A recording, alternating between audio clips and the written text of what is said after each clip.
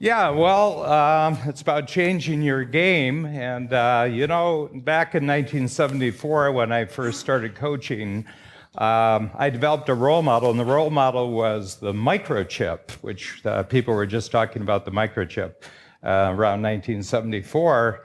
And the microchip basically takes the speed of information and puts it into a smaller space. So the constant evolution of microtechnology over the last going on 50, 60 years now has constantly pumped more and more information to more space. Well, since that was taken care of by the microchip, I decided to focus on another area and take the most actionable wisdom and pack it into the shortest period of time.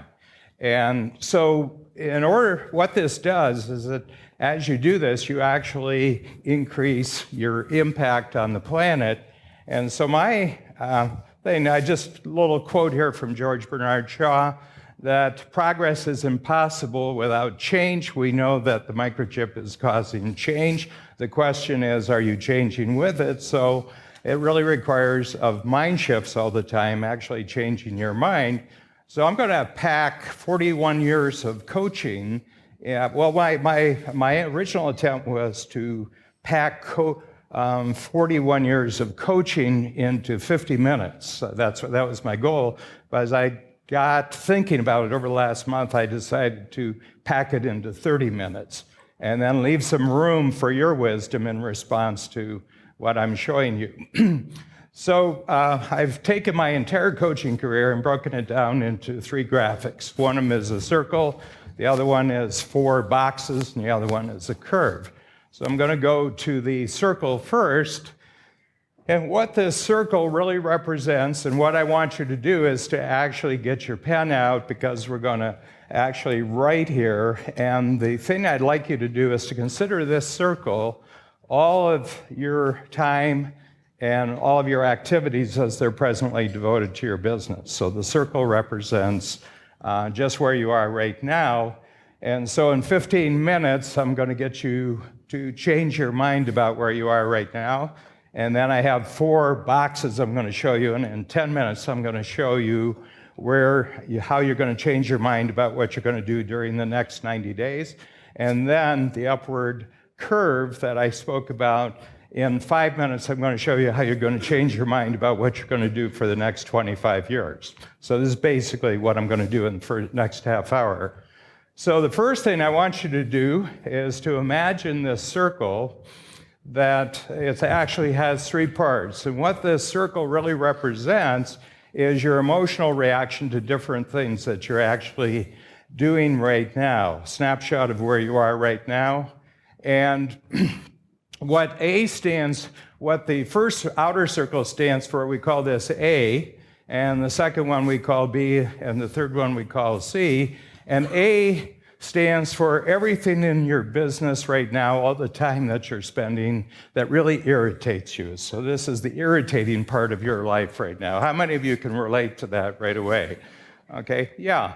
And it's very important to actually tell the truth about what irritates you, because if you don't tell the truth about what irritates you, you can't actually do something else. The second part of what your life is right now is B, and this is the okay part of your business. And usually the okay part of your business is related to cash flow. Okay, how many of you are okay with cash flow? Okay, it's not irritating, but it's also, some of it is not very exciting. Okay, and then the third part, C, really represents the part of your business where you're spending your time and your action with that is really fascinating and motivating. Okay, so you're very fascinated with this. It's new, it's got a lot of promise, and it's very motivating because it looks like it's going to be really big. It's going to be a lot better. Okay, how many of you have all 3 of those right now? You have irritating, you have okay. Good.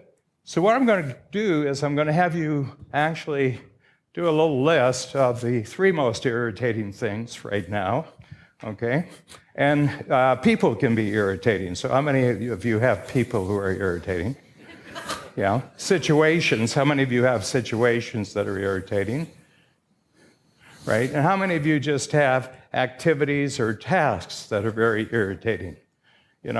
Maybe obligations. How many of you have obligations that are irritating? Yeah. So anyway, it's just your truth, and I'm just going to give you an example of 3 of mine. And one of mine is spending any time with entrepreneurs who don't have any ambition.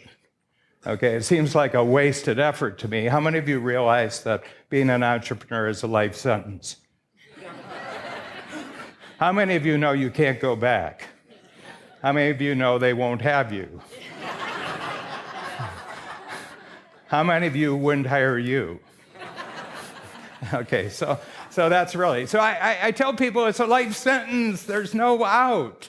And so don't do your life sentence in an irritating fashion. Actually get rid of the irritations. That's why you became an entrepreneur in the first place. Okay, so the second one for me is meetings that don't have any impact. Okay, so we have a tool in Strategic Coach which is called the impact filter. And what I require is that before we have a meeting, I want your impact filter the day before, because I don't want to spend half the meeting trying to figure out what the meeting's about. I want to know what the meeting's about the next day, and I don't ask anyone to meet with me unless they get an impact filter. And then the next one is non-strategic days and hours. So I have a time system where I only do 3 important things a day, okay?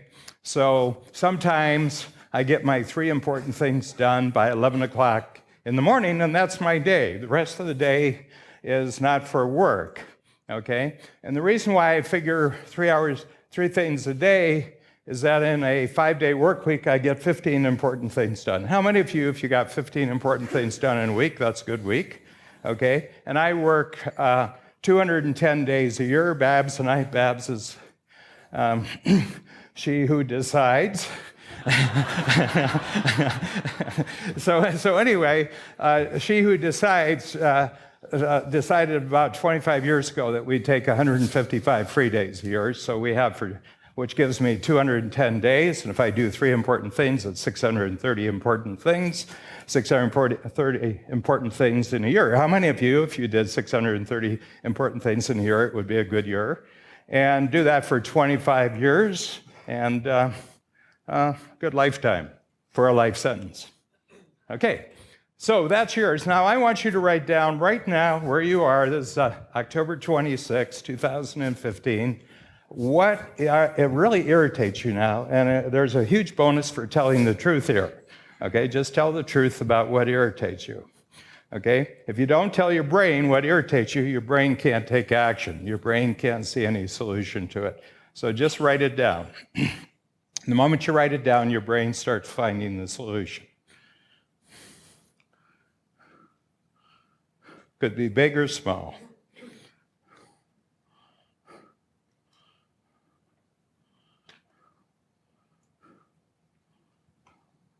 A lot of people won't write what irritates them because they think there isn't a solution, but the truth is there is no solution until you write it down.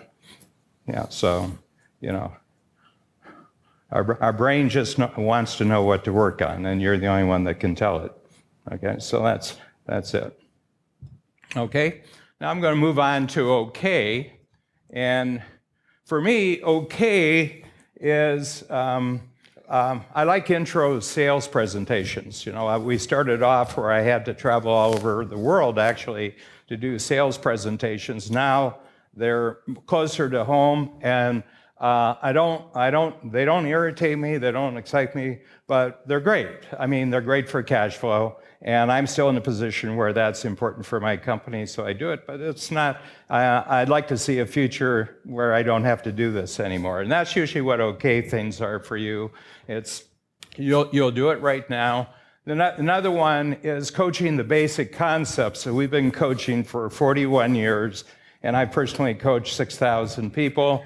And there's basic concepts related to time and money and relationship and purpose.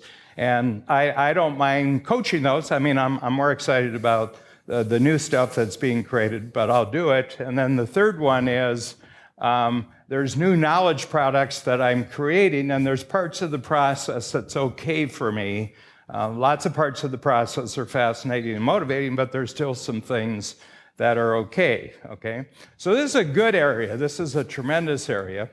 And what we want to do as part of the logic of what I'm showing you, this ABC model, is you want to always, every 90 days, be eliminating your current irritating, and then you want to systematize and automate the B's, the OK part. So that's kind of a progression. Eliminate the A's, systematize and automate the B's.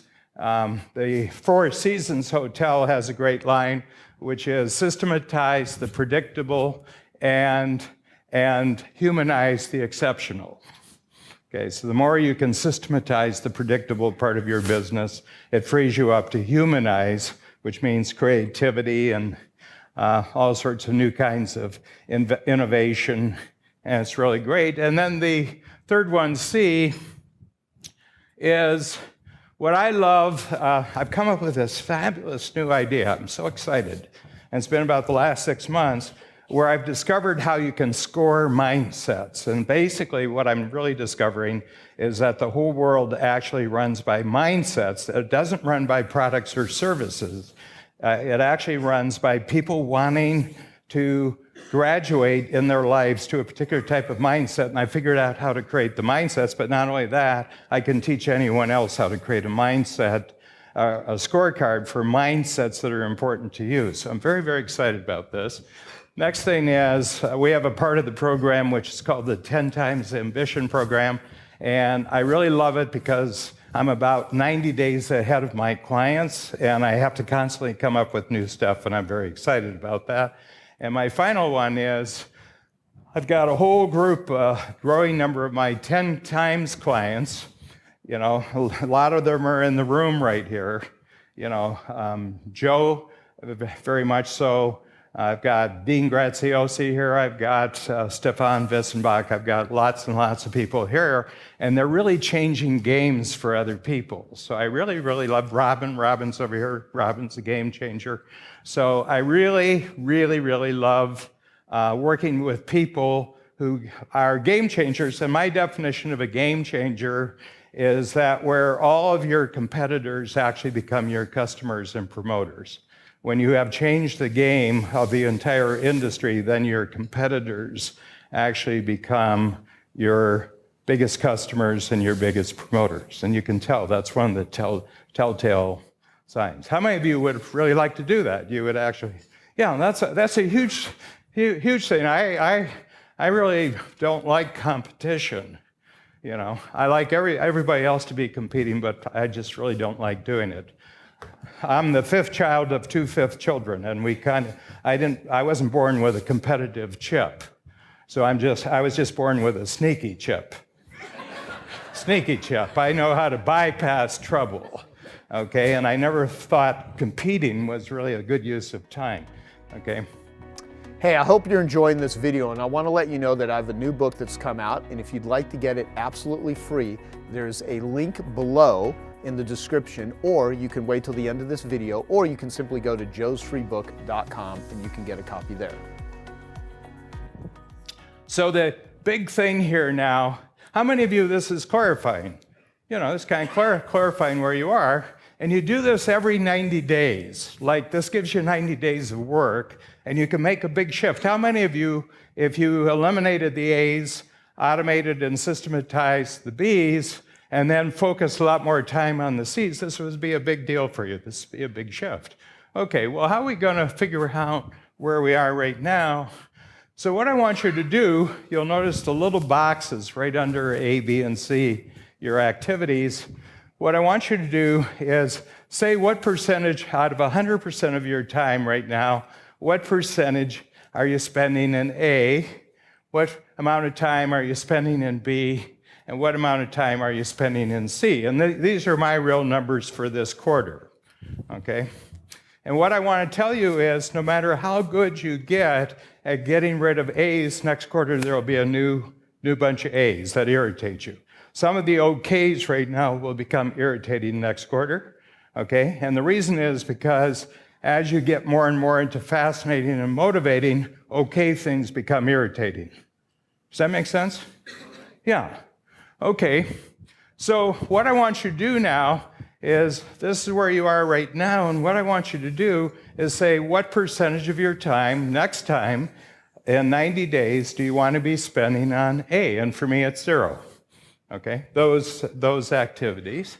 What percentage of those activities do I want to be spending? And I want to drop it down to 10. So I've gotten rid of 10. I've gotten rid of 10% there. And so next time I want to be spending 90% of my time on this. Okay, really good. How many of you so you can see the shift? That's a big shift. 20% of your time being shifted to fascinating and motivating.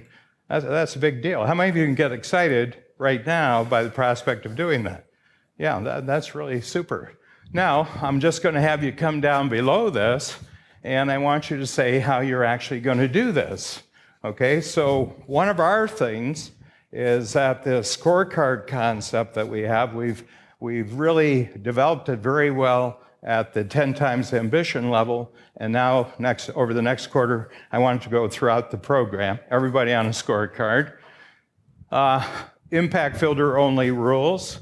Okay, so sometimes I let people meet with me without an impact filter, and I'm getting mad as hell, and I'm not going to put up with it anymore. And so the next quarter, no impact filter, no meeting. And the next one is just to reinforce my 3 things a day. Okay, 3 important things. And you know, if you restrict the number of things that you do in a day to a fixed number, like 3, you only have one way of improving, and that is since you can't increase the quantity of things that you're doing, you have to increase the quality. Okay, so I'm an enemy of busyness on the planet. I'm a huge enemy of busyness. I think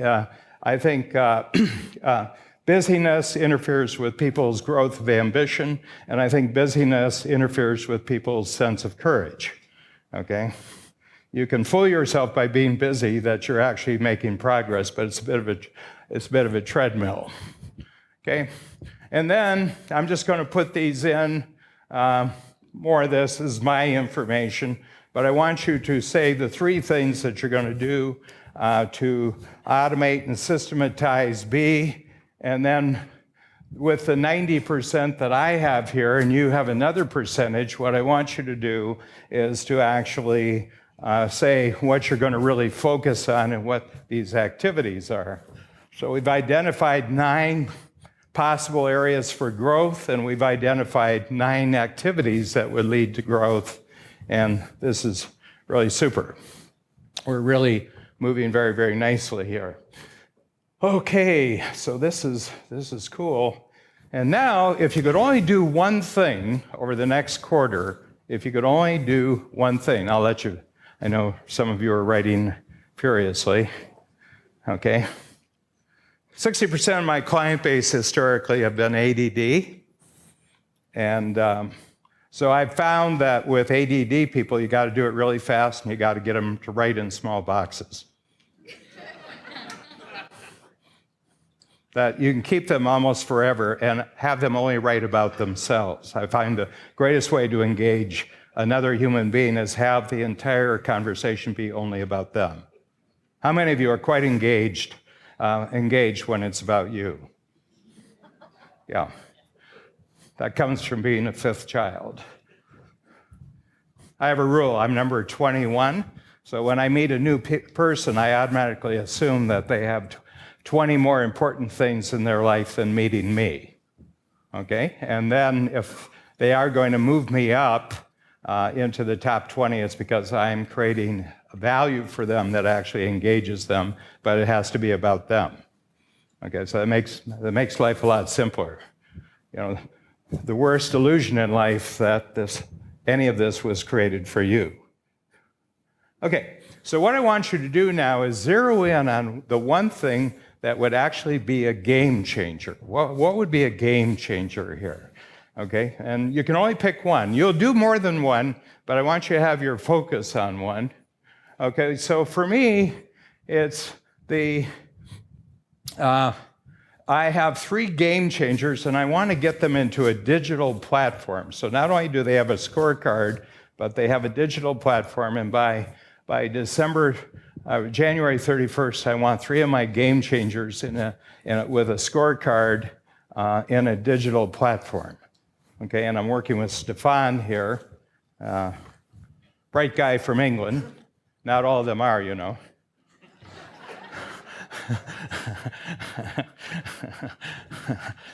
They stick out. Yeah. All right, that goes for Americans too. All right, so how many of you this is revealing? So this is kind of like a really, really fast way of taking a look at your quarter. Now here's a real tip for you. How many of you have teams? Okay, go back, there's an extra blank one of these in your pack. Go back and do this with your team and allow your team the movement now to get rid of the irritating work. And a lot of the irritating work really is what your company used to do, but it's not really necessary. You know, it's kind of like your wardrobe. 80% of it you haven't worn in a year. Okay, so why do you still have those clothes around? Okay, just get rid of it. And how many of you have people in your life that are like clothes? 80% of them, you feel some sort of obligation, but you actually don't act on it. So we get rid of that. Okay, now we got to do another thing. So we're going to go to the 4 boxes right now. And this is a little thing that I discovered probably over the course of my life. But most people want a change delivered to them so they can always stay in a state of capability and confidence. And that's what perfectionism, by the way. Perfectionism is absolutely the enemy of entrepreneurism, because perfectionism is the demand that you be guaranteed up front with success before you'll actually commit yourself to it. How many of you have done that, where you absolutely demand that success be guaranteed to you before you'll actually commit to the project? Okay, and the world doesn't work that way. It needs you to actually commit before the success can actually be created. And what that requires is courage. Okay, so commitment requires courage. So I want you to take the game changer breakthrough from the previous one, and I want you just to write from the bottom of the ABC page, write what you have in the bottom box and put that at the top.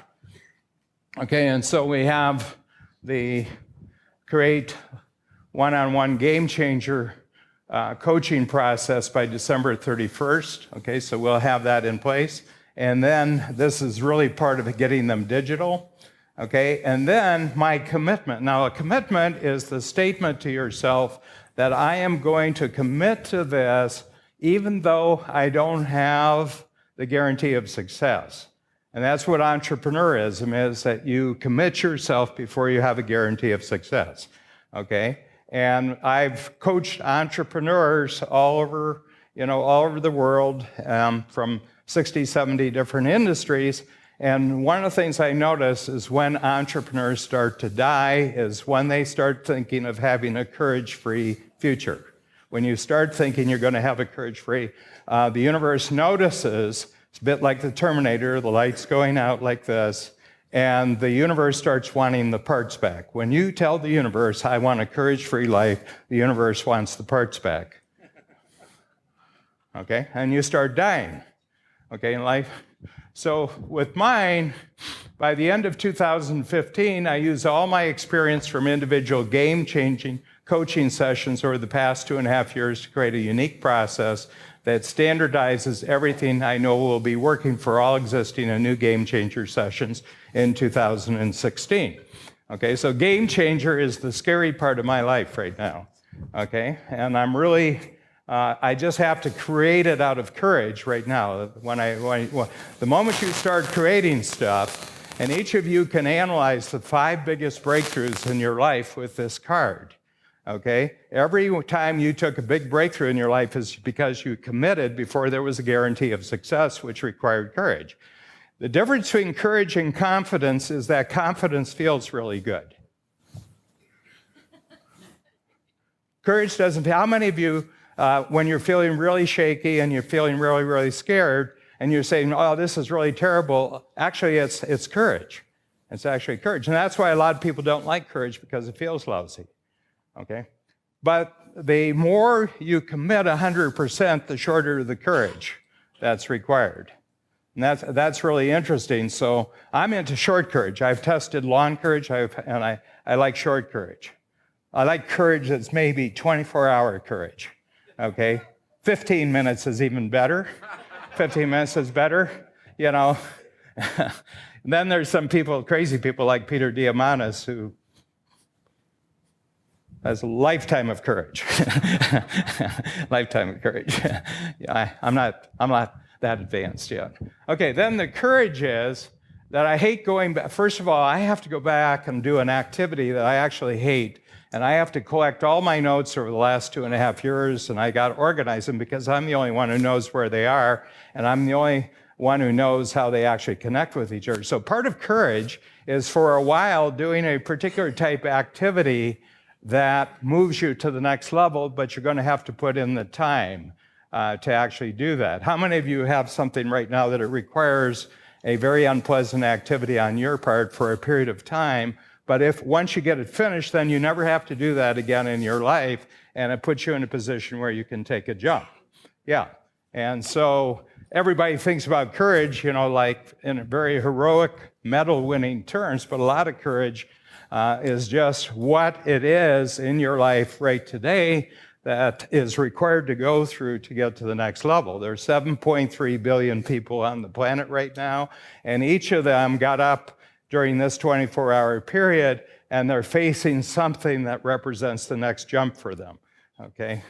So one of my goals, I'll talk to you a little bit later, is that this is an exercise that's going to be online. It'll be an online app by the end of this month, probably by November 1st, and it's for phones, it's for pads, and it's for computers, where you can just download this and use it. But what I'd like you to do is to distribute it to everybody in your network, because I have a goal, and this is my influence from Peter Diamandis, that by 2039, we have 1 billion people on the planet using this exercise to basically grow on a daily basis. It'll be 1 out of 9 people, and if you have one out of 9 people actually going through courage on a day, it makes everything better. Just makes it, what they're doing, I have no idea, nor do I care. I just want them moving forward on the thing that gives them courage. That's all I want to do, okay? And then, once we get this, you get a capability out of it. So it's the commitment and the courage that actually creates capability, okay? So it's a bit like the commercials, you know, apply, lather, rinse, reapply. And this is the same thing here, okay? So the same thing is you have to, commitment creates courage, courage creates capability, capability creates confidence. So the next one is confidence, okay? And see, this is what people really, really want, but they want confidence given to them. Nobody can give you confidence. You have to create confidence by going through commitment, courage, and developing a new capability, and it's the 3 of those. And once you get the higher level of confidence, then you can commit at a higher level, okay? And as long as you keep doing this for the rest of your life, you'll always be young. No matter what age you are, you'll always be young. People get old when they try to have capability and confidence without commitment and courage, okay? So that's just how the world works and what it means to be truly human. Okay, so that's it. So this is what your next 90 days is about. How many of you, if you did this during the next 90 days, that would be a real breakthrough? Yeah, and I've got a lot of people here. You know, we have 300 in the room, and each of you is working on something else, and it's you working on something else that makes the world go round, okay? Because you influence a lot of other people while you're doing it, okay? It's not big stuff. It's the thing that you have to deal with right now. Okay, now I'm going to take you to the next one. And this is an upward arrow. And this is really important. So I did the 90 days. You've just done the ABC to set this up, and then you did the 4 C's. And now I'm going to show you that if you do the ABC and you do the 4 C's every day, or at the beginning of every 90 days, that just locks you in just for the next 90 days. So in my program as strategic coach, the time period I get everybody to think about is 25 years, okay? So for me, I started a new 25-year period last year, 2014, and I'm going to 2039. But for you today, what you're doing 25 years from 2015 to 2040, okay? So last year I was 70, so my next growth period, and this will be my biggest growth period, is from age 70 to age 95. So when I'm 95, I'm more energized, I'm a lot smarter, I'm a lot more ambitious than I am right now, okay? And the reason I want to do that is because I want to do it. People say, well, why do you need to do that? I say, I do not need to do that. I want to do it. Okay, most of you in this room are beyond the borderline of need. You're into the world now of want. Okay, and want doesn't have anything to do with other people thinking about what you should do. Want is simply, this is what I want to do, and the reason why you want to do it is because you want to do it. How many of you that's actually relieving? There's no justification in the world of wanting. In the world of needing, there's total justification because you're expecting other people to do it. In the world of wanting, strictly your game. So you got the 90 days, and then you do 100 quarters like this. So you do the ABC, so this quarter, which goes right up until the beginning of 2016, you do that, okay, and then you jump to a higher level, and then the beginning of the next 90 days, you do that, and you do this for 100 quarters in a row. How many of you think it would really take you somewhere? Yeah, and remember, each one of those 90 days is just 1% of 25 years. So if you blow one, it doesn't really matter. So what I do is every quarter I do 5 things. This is my number one thing, but I actually do 5 things. 5 multiplier projects, and it's like compound interest. See, people really grasp compound interest when it comes to money, but they don't actually understand compound interest when it comes to capability. So every 90 days, I want to ratchet up my level, first of all, of operating in the area of fascinating and motivating, and I want to ratchet up being in a continual cycle of commitment, courage, capability, and confidence, and do that every quarter. And it's like investing now in something that's going to keep paying over. One of the big problems of living in the microchip age is people's reduced time frames. And if you reduce your time frames, time speeds up. If you lengthen your time frame, everything slows down. Okay? Okay, so this is October 26, 2015. I'd like to take you back to October 26th, 1990. And what I'd like you to do is tell me the 3 things that were really ticking you off that day. Nobody remembers. How many of you, though, can remember what generally you were really excited about in 1990? How many of you can get a handle on that? So here's a tip. Our brain only remembers excitement. It doesn't remember getting ticked off. That being the case about the future, don't try to remember getting ticked off in the future. Just remember, see, the only memory-worthy things that are fascinating and motivating, nothing else is worth reminding. Doesn't last more than a couple of days. What's the best piece of business advice you've ever received, and how did it change your business path and your direction? I think it was, well, I received a couple of them. The first one was somebody said, don't spend all your money, kid, because it's really, really hard to make money, and it's 10 times harder to keep it. I think that was one of them. And I think the other one was, it's all about the numbers. There's only 2 ways to do business: increase sales or decrease costs. That's it. And don't do anything because it's an ego play. Increase, sales or decrease costs. That's it. And those things probably have been the ones, and everybody else knows all the other ones. Of course, do what you love. Of course, do your research and everything else, but the room knows that already. So Fubu it's had $6 billion in global sales. What are the key elements, secrets, and requirements of building like a $6 billion brand that people here can utilize? Well, in the days that we built it, I think that there are a couple of things. First of all, in business, it's purely about distribution. I think that you can have the greatest idea in a company or whatever the case is, but you don't have a way to distribute it. It's a pipeline. It's a challenge. I think that to understand and don't fall in love with your product where you think that you're creating something new, because we will never create anything new.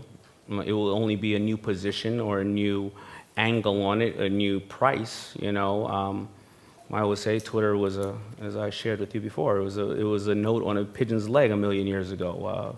And I didn't put 3 sleeves on a t-shirt. I just created a movement around it. So it's always a different positioning. And I think those are the ways. And then after you get to a certain level where you have brand equity, I think it's creating a large amount of really amazing strategic partners. Licensing, whether it's a territory or licensing a different angle of your product is important. I'm not going to understand what they necessarily want in Japan. Even though they want Fubu in Japan, it's a different culture. As well as I can do my men's business, but you and I were 2 guys. If you wear a 32 and I wear a 32, there's 2 sizes 32. There's 32 long, 32 short. If I sell a pair of 7 or a pair of 8 jeans to a female, there's 17 sizes because the thighs are too big, the butt's too this, it gaps over here. So I would license that business to an expert in that area because I don't have a lifetime to learn the ladies' business as well. So I think that strategic partners are very valuable. What is the road less stupid? How would you describe it? If I gave you the opportunity to unwind any 3 financial decisions you've ever made in your whole life, how much money would you have?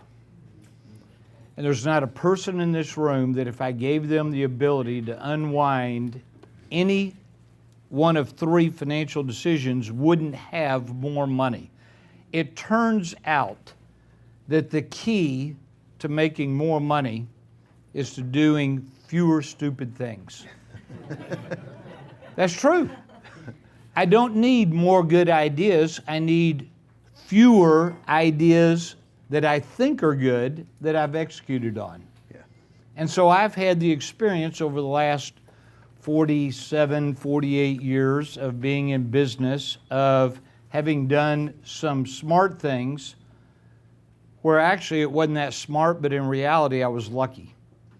I happened to catch a big wave, and I mistook catching a big wave with being a good swimmer. Mm-hmm. And it's what Warren Buffett is very famous for saying. Most of you have heard it. You never know who's swimming naked until the tide goes out. And so the key is not can I make it? The key is, can I make it and keep it? Right. Those are 2 entirely different skill sets, and in fact, they are almost diametrically opposed. Mm-hmm. What it takes to make money is very different than what it takes to keep it. And most people are so obsessed with making it that as they become more successful, they do stupid things, which winds up sabotaging their overall success. And I know this story firsthand because this is one of the reasons I appreciated you so much, Paul, and your presentation is because I've had the experience of losing a lot of money, $100 million of my money that I made. I didn't inherit it, I made it. You were better off than me because you cut the bleeding at plus 600,000. I didn't cut the bleeding until I was minus 50 million. So I went from plus 100 million to minus 50 million in a matter of 24 months. And when you do that, it takes your breath away. Yeah. I mean, that's a major, major event, not only because of the size of the money, but also because it's the loss is so devastating. And I had so much of my net worth, I have my self-worth entwined with my net worth, which is a deadly combination. Yeah. How old were you during that time? 40. 40.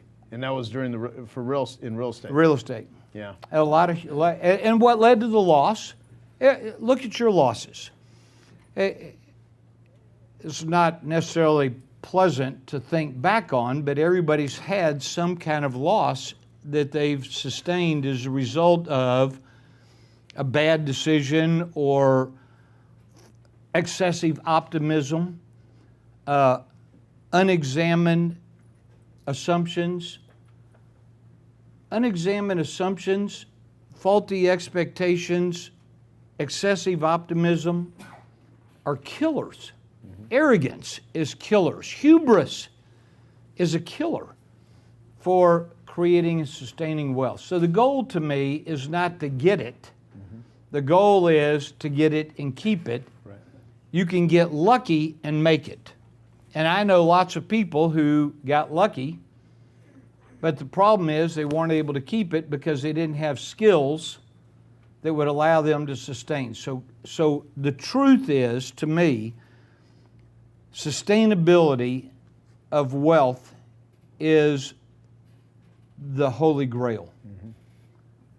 Making it, I can catch a big wave, I can get lucky, I can happen to hit a crease in the market at exactly the right point, and we can wind up being associated with you or Tony Robbins or any number of other people, and there's a degree of luck in all that, and there's a skill set in all of that. And so I'm very much about, let's make sure that if we're going to all this effort in order to create the success, and people do stupid things in the creation mode as well. People oftentimes think that if I just improve my product, that would somehow allow me to create business or financial success. And yet the truth is, it doesn't require a great product in order to make a lot of money. If I ask you to think about your favorite restaurant, the place you would go to have a huge celebration, you're thinking about it. You know where it would be. There's not one person in this room that's thinking about McDonald's. Not one. And yet nobody has made more money in the history of mankind in the restaurant business than McDonald's. How did it happen? Is it because their cheeseburgers are so good? No, their cheeseburgers are horrible. Right, they are. Their French fries, on the other hand, are really good. But the cheeseburgers are horrible. What allowed McDonald's to make a lot of money was not an obsession with the product. It's never, write this down. This will be a takeaway. It's never what you do, it's how you do it. It's never what you do, it's how you do it. Southwest Airlines, their whole business model is put butts in seats and fly those butts from point A to point B safely. No mention of your luggage, right? It's your luggage is immaterial to the airlines. Whether it makes it or not, we don't care. Let's just make sure the person gets from point A to point B. It doesn't even have to be on time. Southwest Airlines has made more money in the last 10 years in the airline business than the rest of the airline industry cumulatively since Orville and Wilbur Wright. Now you think about that. One airline has made more money than everybody else since Orville and Wilbur. How'd that happen? Is it because their planes are so good? Is it because their first class section is so roomy? Is it because the food is so outstanding? Is it because the hostesses and stewards and stewardesses, is it because they're so good looking? No, I can't tell which is older, the stewardesses or the airplanes, right? It's never what it's Southwest Airlines' success is not based on what they did, it's how they did it. You name me any product or service, I don't care what it is. Give me 1 week. You could say chewing gum, shoelaces, seminars, pens, socks. Name me any product or service, give me 1 week. And in 1 week, I'll come back and name you one person who's made millions and 100 people that have gone broke with the exact same idea. The problem is, as entrepreneurs, we become obsessed with the product. We become obsessed with the either the quality, and I'm not opposed to great products. That's not the message.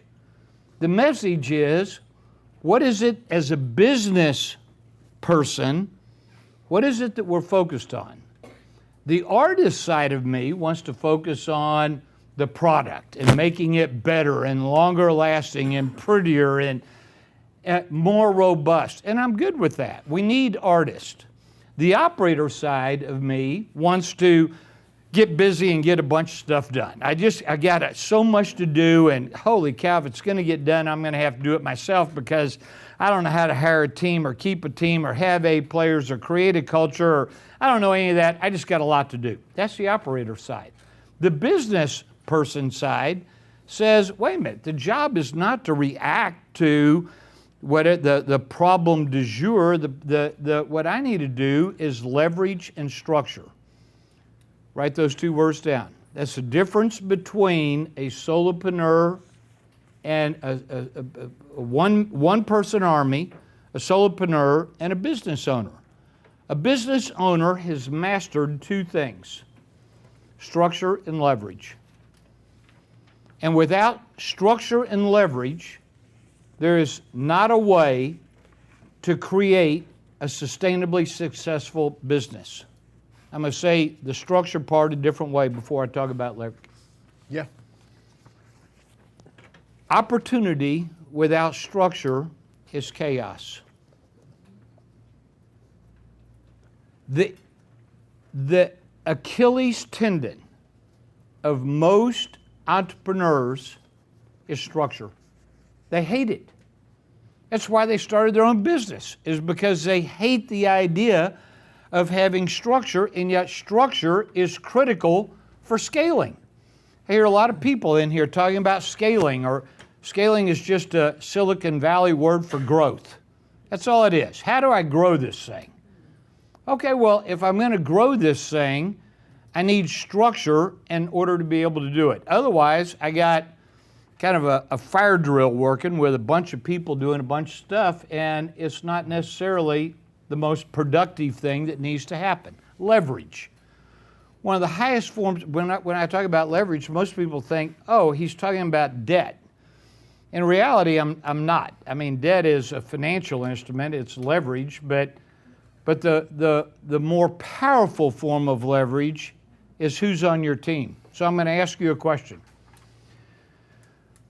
If I gave you an opportunity to build a world-class team of A players, and the only people on your team were A players, I mean 7-footers. These are the Kevin Durants. They can do it all.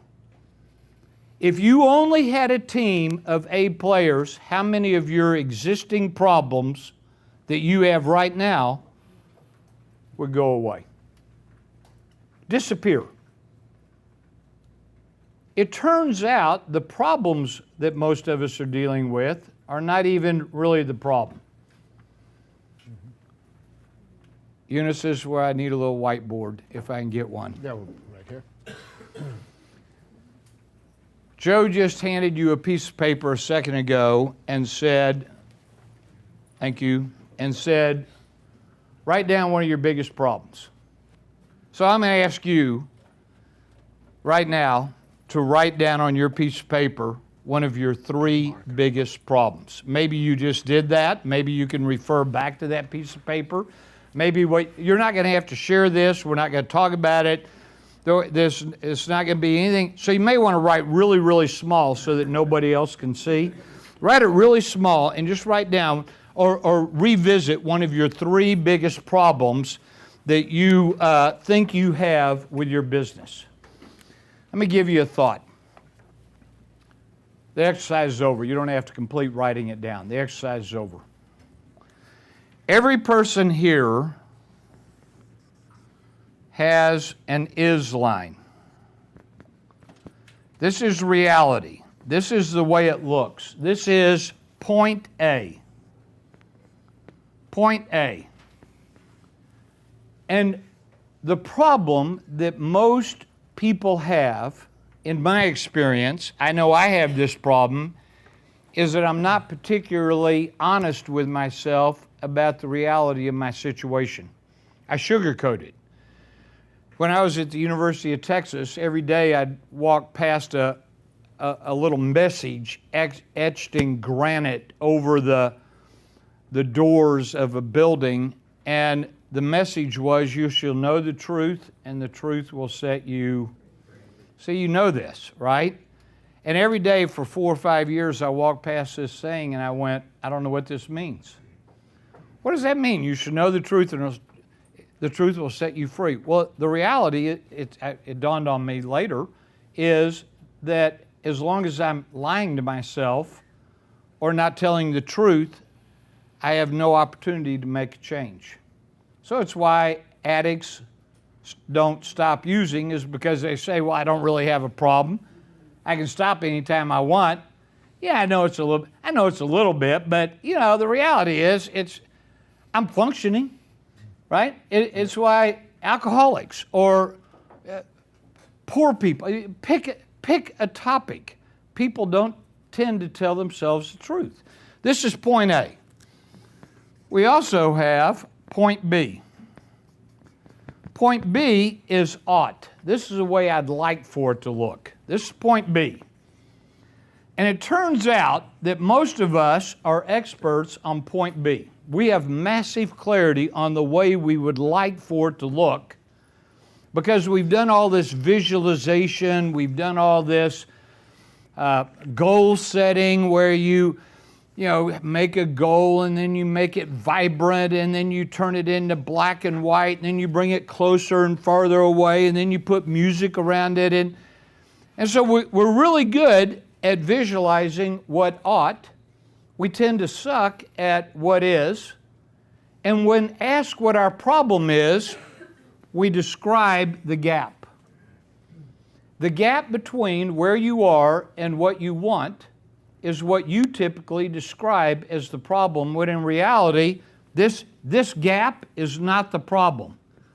This gap is the symptom.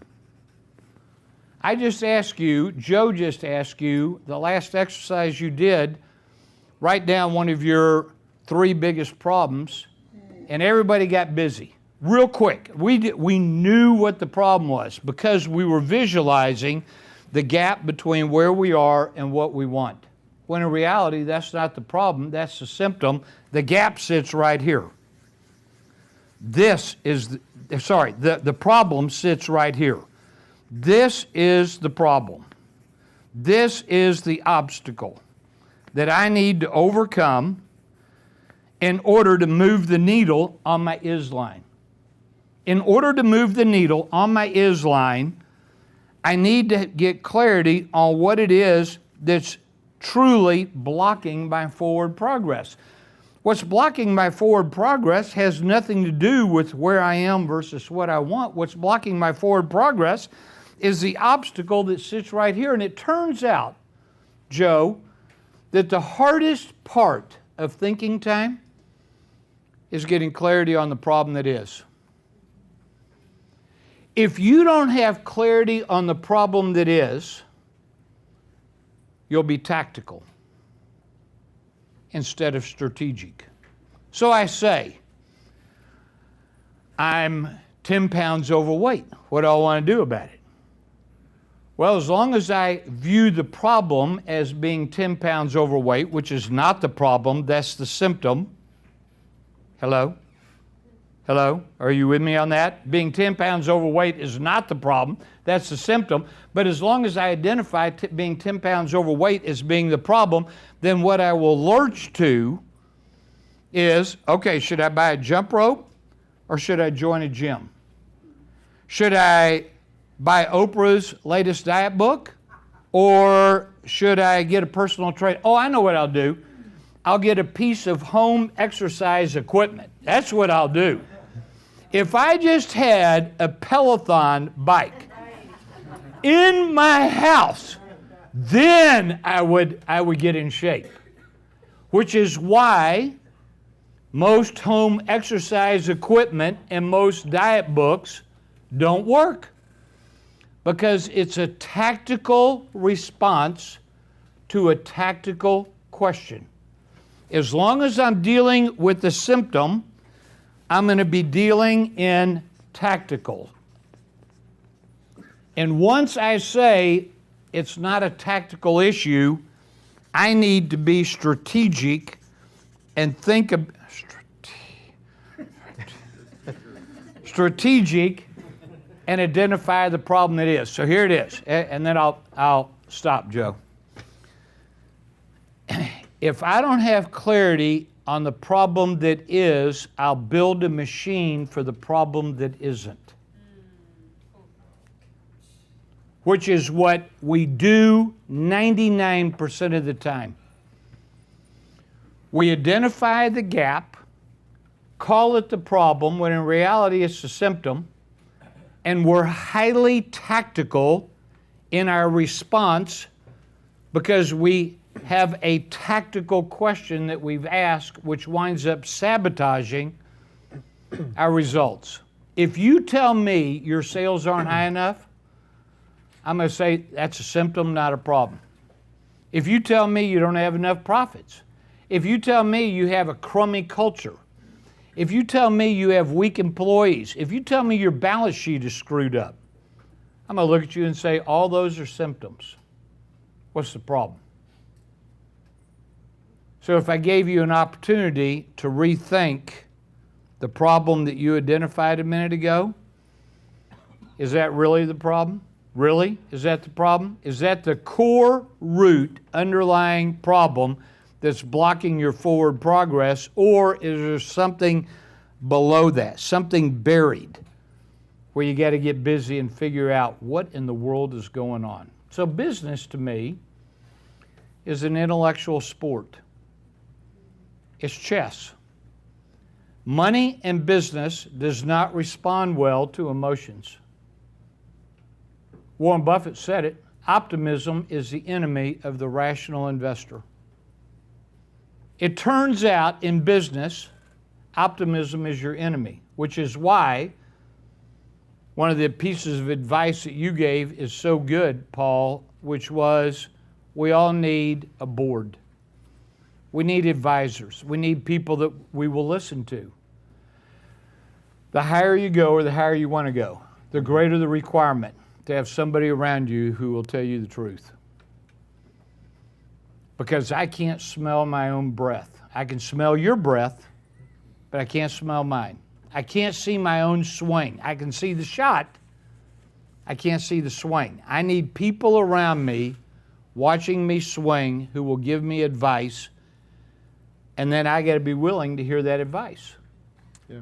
As long as I'm arrogant, right, unwilling to listen, it does no good to ask. So business is an intellectual sport, and the people that win the game sustainably have got skills and tools, which is why I wrote the book, Let the Road Less Stupid. What is your business model and model for living as successful of a life that you can, and what's the most critical single element you focus on within it? Having fun, by far, and I've gotten to that place in my life where it is, and many people in this room may say, well, you know, you have enough money to have fun, what you're doing, but I really look back at the days, and even when I started FUBU. When I started FUBU, even due to the frustration of the fact that we felt nobody wanted to support this community, most of my friends where I grew up were drug dealers and things of that nature. And at that time, to be a designer in 1989, 1990, the perception of a designer was they're either Italian, older, white, Caucasian individuals, or they were gay. And I have no issue with anybody's sexual preference. But I decided that I loved to dress and I wanted to do it, and I had fun doing it. So now, even when I'm at this stage in my life of having fun, I'm excited about people I work with and people I have fun with. It's not because I have the wealth, because once I stopped chasing my friends and hanging out and wanting to be cool and make the money and get the girls, and I just stopped and tell a bunch of rough guys, hey, I want to make a couple of little hats. It wasn't easy, but when I did that, when I did that, I found success and I found peace. And then, you know, and that's just why I operate business. And hopefully that answered it. Yeah. And I'm sure everybody up here has said the same thing. What are the biggest dark sides of success and fame? I mean, you have people that write scathing things about you if you become famous. You know, that criticism. I think the darkest side of success and fame is, number one, you don't change, but the people around you say that you've changed, and certain people around you have said you changed, and you can't be yourself no longer with your friends and some of your family. I think that the challenge of knowing that you haven't watched your daughters grow, or you weren't there for your wife when something happened, and you weren't physically there due to the lack of time. You never know what that costs you. Now, I do know individuals who are making minimum wage who still are not home, like I'm not home. So it all is the balance of, I'm not there, but I can afford the finest doctors and the things for you in life. I think also the other challenge of success and fame is, if you're a true entrepreneur and you're a business person, when you get home, can you cut it off? No matter what, are you talking to your husband or wife like they are somebody who's employed by you and your children? And can you get that soft side of you back? And I think that those, and again, that becomes a time management situation. Time's the only thing that we can't change. So who has something that they would like to share? Because I would like to use the time we're spending together to help you get to where you want to go. Yes, sir. And say your name and... My name's Michael Weinstein. I'm about to launch a new company. It's an online presence, a B2B company. I'd like it to work. Like it to work? Yeah. Do you have a company right now? Yeah. Okay. Is that company working? For a company. Oh, you work for a company. And I'm starting one. You going to quit, or are you going to stay at your current company? And Yes. Okay. Does the current company you work for know you're going to quit? No. Okay. Do you want us to send this video to them just to give them a heads up? It won't matter. It's fine. No, I'm totally kidding. There's a transition period. Yeah. Yeah. Yeah. Well, look, everyone that's going to start a company works somewhere, you would hope. I guess the other option is they're leeching off the government or something in time. But no, so when are you going to, is the company already started, or when are you going to do this? Would start it now, except it's Christmas, so we're going to wait till. What kind of company? It provides the business-to-business chat product and some other stuff. Chat products? Chat, C-H-A-T. Okay. All right, awesome, thanks. Who else? Someone raise their hand over here? Yes. I'd like to systematize my business and launch it online and actually have a following of 10,000 or more. A following of 10,000 or more. Okay. Also a membership. What are they going to be follow? Are they going to pay you? The 10,000 people are going to pay, or are they going to be free? Is it going to be a blog, a podcast, a video series, a YouTube channel? What is it? It will be a training and development, which will be a combination. It'll be basically a blog style, but it'll be a training, and it'll go out over 12 months, and it'll integrate various styles of training, from video to written to interactive lesson plans. Okay. And currently, you coach people, I think, one-on-one. I do. I coach people one-on-one and in small groups currently, and I'd also like that to be an access to much larger groups, so they can come in once a month and do a live training with me. Okay. And is it over the phone, Skype, in person, or all the above? All of the above currently, but the live training, I'd like to offer it monthly via some sort of Skype or video offering, and then maybe once or twice a year allow people to come in and do, Tony Robbins stuff. Right. Big groups. Yeah. Okay. Nice. Who's your ideal target market? Innovative, spirit-aligned leaders. So in other words, people that are more likely to follow their heart than their mind. They're not just chasing the money, they're chasing a mission. And they're innovative. They have something that they see is a gap in the market, and they don't need gigantic audiences. They need those markets that they see an opportunity that will better a lot of people just by serving that one market. Gotcha.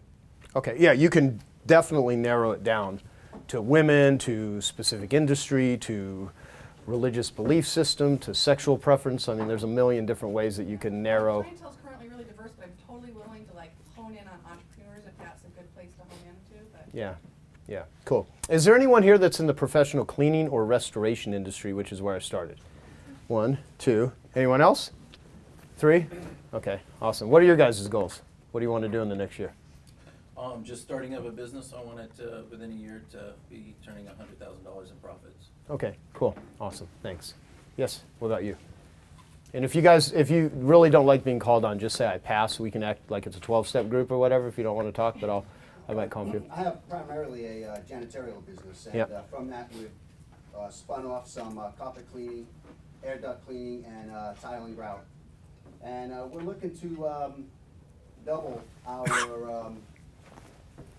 janitorial business and bring on a truck mount system for our carpet cleaning side. Okay, cool. So when you say double, would you care, is it doubling the revenue or doubling the clientele?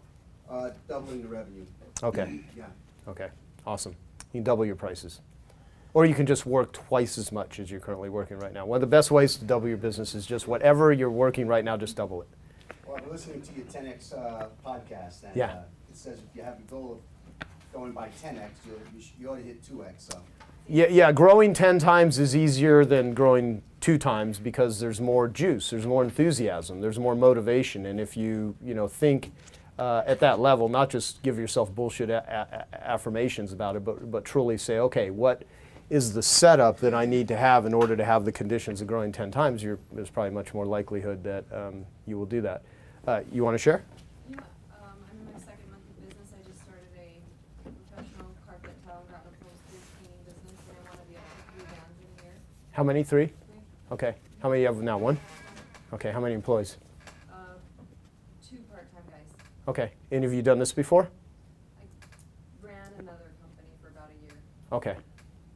I like female-owned cleaning businesses because they just have a different. It's funny about carpet cleaners. Most of them are male, and those of you that don't know, I started my marketing business after being a dead broke carpet cleaner. A lot of you know my story. I was living off credit cards. I was paying money to actually stay in business. It was costing me more money to have my business than I was actually bringing in. Have any of you been in that situation before where you're actually paying to have your company? It's a really dumb way to work, but so, because people will hire you and pay you minimum wage, which is better than paying to go to work. But of course, I was unemployable. I didn't really want to work for anybody, and I had the entrepreneurial desire to have my own company and all of the things that seem like the benefits of that. And I read a Gary Halbert newsletter, so I started learning about the power of words and the power of copy, and so that's how I applied it to this small carpet cleaning company, and I went from $2,100 a month in an average gross sales back in 1992. Within a 6-month period, I was doing over $12,000 a month in revenue simply by changing the words and the campaigns and the promotions. But I learned how to successfully sell something nobody wants to buy. And the interesting thing about being in the cleaning industry is that it really helps you learn how to be a better marketer when you're selling things that nobody really wants, when they're kind of resistant to buying it, and it allows you to understand the psychology of influence, because selling is influence and marketing is storytelling. So if you want to make more money, tell a better story. If you want to get different clientele, you need to tell a different story, and your marketing is totally contingent upon what you say and who you say it to. On I Love Marketing, some of you are here for the I Love Marketing, well, all of you are here for the I Love Marketing meetup group, but it started out of a podcast that me and Dean Jackson, who is just a brilliant guy who I've known for damn near 20 years. He started in the real estate industry, and very similar story to me. He was just a struggling real estate agent, and he learned marketing because he needed to make his business work. And we studied the same stuff, read Gary Halbert, Dan Kennedy, started applying it. See, because a lot of people read stuff, but very few people actually apply it. And my strategies and that my company has shared and sold and offered to people has generated over, our ads and promotions and campaigns and processes that we can track has generated over $2 billion in revenue for our clients. I've sold tens of millions of dollars worth of marketing programs over the years, and have the highest level mastermind group in the world for marketers. We have 156 people that pay 25 grand a year. Whenever I speak, it's my typical gross revenue that I'll bring in when I speak right now, based on the way we're running, is about $150,000, $175,000 a day So I don't do a lot of speaking because most people aren't going to pay me that, and I have to fly somewhere. Whereas I can do this stuff in this office, in this room, with people that are running multi-million-dollar companies. So the benefit is we get to hear just some of the best marketing strategies. Brendan Bouchard's a paying client, Mike Koenig's, Jeff Walker, Dr. Daniel Amen, David Bach, Dan Sullivan, Peter Diamandis. I mean, just a whole slew of just, J.J. Virgin, a lot of health people. So we get the benefit of hearing all of that. However, it all started from just needing to figure out marketing so that I could survive. And so marketing was the single most valuable skill that I ever learned. And I think marketing is everything. Peter Drucker, the late Peter Drucker, said, if you don't, how many of you do not know who Peter Drucker is? How many of you know who Peter Drucker is? Just trying to see who's lying that won't raise their hand whatsoever. No, and it's fine. A lot of young people would have no idea who Peter Drucker is, but Peter Drucker's considered probably one of the greatest management minds ever. And he wrote The Effective Executive in the 1950s, and I highly recommend you all read that book. It's a fantastic book called The Effective Executive. He was all about creating results and being effective. One of my favorite Drucker quotes is, there's nothing more useless than doing really well that which need not be done at all. So a lot of you probably do things really well that don't produce any results for you, that you're really damn good at and are completely irrelevant to helping you multiply and grow and build your business. And there's other stuff that probably makes all the difference in the world, and are you aware of it? And he said, primary purpose of business, the primary purpose of business is to create and keep customers. Marketing and innovation produce results. All other business functions are costs. And if you break that down, the primary purpose of business is to create and keep customers. How do you create and keep customers? Marketing, exactly. And everything else is a cost. So, innovation and marketing, that's pretty much how you will build and grow your company. So the whole key is, to whatever degree we can answer questions, we can share strategies. I'll share one methodology, a process that we're doing with our that we've only shared with our 25K members. It's still in the development stages, so I'll just kind of give you guys an idea of how to think about it. Dan oversees a lot of campaigns. I mean, we spent $363,000 on full-page ads in Forbes, Fortune, Inc., Success, Entrepreneur, and U.S. Airways magazine last year. And I think we've developed a methodology where we can produce probably 10 times the result for 10% of what we spent last year. And no one's doing it. And you'll be the first group of people that I've ever shared this with outside of people that pay 25 grand to hear this shit. But we'll share that later. And then Dan's running Facebook campaigns and putting together all kinds of stuff that I'm completely oblivious to because I'm sort of an oblivious person. And I'm sort of just riding on fumes. I did a few smart things a few years ago. Now I just kind of coast. Just kind of.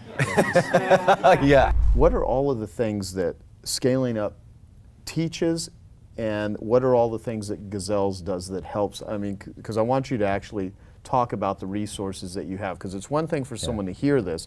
What I hope is that when someone watches one of my interviews or listens to it, and I'm talking to a bright person, and the person actually can help solve problems, help them get to their bigger future where they want to go, that they have some pain. Because usually if they don't feel some pain and some hurt, they're not going to do shit about it. I mean, there has to be either some great inspiration, or there has to be some frustration and annoyance, and you're like, I'm kind of sick of it. Dan Sullivan has this line where he says, irritated oysters make pearls. Yeah, for sure. And I want people to be in a pissed off state, but also not just leading them know what do you do with it. Okay, yeah, I don't know what to do, but you have literally created just so much solutions for entrepreneurs. So what are some of the things that people will get out of scaling up? And also, what does Gazelles really offer people? Yeah, well, and what we wanted to focus on, what Jeffrey Moore says, is provide 100% solution. There's so many parts and pieces out there that's frustrating for business owners to kind of pull it all together. So we thought, look, let's give business owners 100% solution. Let's get them the coaching support, let's get them the education, let's get them the technology tools, literally tools we've got in the cloud that you can run on your mobile devices, so that we can help them kind of automate these components that are necessary to manage the chaos that comes with trying to scale up the business. Now, we do that in how we started the interview in these 4 areas. And let me give you the test. First thing, why would you look at the people side of the business? Well, there it's purely your gut feel about, are you happy? Because our happiness is really tied to the people we work with. Totally. And I can tell you when you're not happy, is you're having an issue with your partner. You've got a salesperson who's mucking up the attitudes of the rest of the salespeople. You got a customer who's got too big a piece of you. You got a supplier that has you constrained. You've got a bank that is in your way of being able to scale up. You got issues at home. You got a sick child and challenges with your spouse. If you don't get, or you just can't hire enough talent to keep up with the growth that you're able to handle. Right. If you got one of those, you'd better focus your energy on getting that fixed. And we built tools, whether it's your personal plan, your FACE tool, the processes in the organization. We help you source employees. How do you manage them? How do you retain them? These are all the nitty-gritty things around people. Now, if generally you're happy with the relationships in the business, then we look at strategy. And strategy is very simple. Are you growing top line and gross revenue dollars as fast as you would like? And by the way, you can grow too fast. As Andy Grove said, more companies die from indigestion than starvation. But for a lot of companies, that's not a problem. I mean, you're not growing fast enough. That tells me your strategy is wrong. You don't have enough of what people want, that they literally are beating your door down and standing 10 million in line on a Monday to want to buy your phone. So then we have tools to help you really figure out this industry-dominating, competition-crushing strategy that allows you to have a monopoly, because that's what businesses want. Government doesn't want you to have it, businesses want it, and there's the essential tension of capitalism. So we help you figure that out. Now, if revenue's growing as fast as you'd like, then we look at your profitability and how much just raw time you're having to put in the business. Let me tell you what's sad, Joe. I've had so many friends like double, triple the size of their company over 2, 3, 4, 5 years, yet the bottom line didn't come with it. Right. They're actually making less money, absolute money, let alone a percentage, and working more hours. And at some point you wake up and say, what am I doing all of this for? And most of them, rightfully so, fire everybody, get rid of their fancy offices, and go back when it was them and an assistant working out of a spare bedroom, and they were having more fun and making more money. Right. And that usually is because they're sloppy in execution. And I got to say, most entrepreneur companies are sloppy. Yeah. And by the way, we know one simple metric: revenue per employee. It's crazy predictive, but I ask people today, how many employees do you have? Multiply it times 100,000, and you pretty well have guessed their revenue. Large companies, these big, bloated, bureaucratic machines that we make fun of, generate 2.5 times more revenue per employee than most of us mere mortals do. And that's simply because we have sloppy process within the organization. And if you come back then to what frustrates people you hire, is they join your company and they have to both work with idiots, you didn't hire the other people right, or I got stupid process, things are frustrating, we can't even get an invoice out the door, we can't even get our product or service out the door without us having to work 18 hours days, 8 days a week to make up for this slop that's around here. Right. And so we really help companies tighten up that execution. And then, look, you can get by with decent people, decent strategy, decent execution, but not a day without cash. And we're not talking about making payroll, that's important, but do you have the kind of financial muscle necessary to do some of the stuff we talked about today? You need to lock up that constraint. You need to you need to buy one of your key suppliers. There are a couple of key acquisitions you need to make. You've got the cash to bring on that chief marketing officer that's necessary. And if you're constrained by those cash resources to do what you absolutely need to do, man, you age so much faster. Yeah, and so we look at those 4 areas. We got tools in every one of those areas to minimize the pain that entrepreneurs feel when they're trying to scale up. Awesome, awesome. Well, I remember the first time I interviewed you, which I don't know how many years ago it was. Yeah. It might have been a decade ago. Yeah. I asked you about deadlines, and you said that there's this misnomer that entrepreneurs work well under pressure, but under pressure they just work. Do you still believe that to be the case? I mean, do you have any thoughts? Because a lot of entrepreneurs put themselves on the firing line way more than they need to, because they don't prepare, and they're just, and look, I'm speaking from a guy who has gone through enormous amounts of, ADD, distractible, shiny object pursuits, taken on. I've become better than I ever have been. I think meditation has done more to help me me too. than many things. But what are your thoughts about the behavior of these crazed entrepreneurs that are driven like crazy, but their drivenness is causing them enormous pain, broken relationships, poor health, all that sort of stuff? You know, my thoughts are just what you said. And it's recognizing that this is both the source of our strength and the thing that gets in our way that the entrepreneur has to sort out. And Joe, we don't have enough time in this interview to unpack all of that kind of stuff that we just described. But I want to come back to this thing on the deadline. Let's take this big, hairy, audacious goal, this 10-year goal. Jim never meant for that to have a deadline. You don't have to get it done in 10 years. It's just like a North Star that you've put out there that you head towards. And a lot of entrepreneurs beat the deadline and others take longer. It's just the fact that you know what the finish line is. And some folks run the 100-meter, you know, sub 9 seconds, and some take a little bit longer. But hey, we got to at least get across the finish line. And that's why you got to set those finish lines. So we talk a lot in these meetings about unique ability, scaling, 10xing, working on your business, not in your business. But how do you actually do that? You need good processes. And we all come from different backgrounds, different industries and businesses, but one thing we all have in common is we all have processes, whether you realize it or not. Most likely, somewhere between 100 and 1,000 processes. Who here hires? That's a process. Firing is a process. Payroll is a process. If you have books to ship, that's a process. There's literally hundreds and hundreds of processes that it takes to run your personal or your business life. If you start well documenting your processes, you're going to find 3 major benefits immediately. So the first is risk. Now, risk can be interpreted different ways depending on your business. So risk could be an error, like if you fuck up payroll, that could be an error, that could be a risk. So if that were a well-documented, defined process, you reduce the risk of messing up payroll. Another risk could be losing a key team member. Who here, if they lost one of their key team members, would really be in a bad situation right now? So that's a huge risk that you guys are having. You have bottlenecks in your company, and you want to be able to remove those bottlenecks as much as possible. I just read a good book called The Checklist Manifesto. And in that book, it's written by a surgeon, and risk in surgery is death. So the main point of this book was, by creating checklists for surgery, you can greatly reduce the amount of death or errors in surgery. And it was something staggering, like 20-something% or even higher, just by having a stupid checklist. The second benefit that you'll see by having process is you allow for breakthrough and innovation in your company. So Howard Getson yesterday in his talk was talking about quant traders. I used to be a quant trader.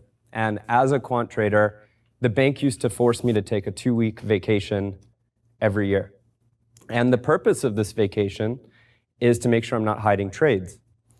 But what always happened was when you have someone else looking at your book, even if I'm 1,000 times smarter than this person at math, having fresh eyes on a process, when I came back from that vacation, I always had some improvement to what I was doing. Because it doesn't matter how smart you are, if you're looking at the same thing every single day, you're not going to see something that someone even less good as you will see. So it's going to spark innovation. In our company, we're implementing a rule where we're rotating everyone every month onto different roles.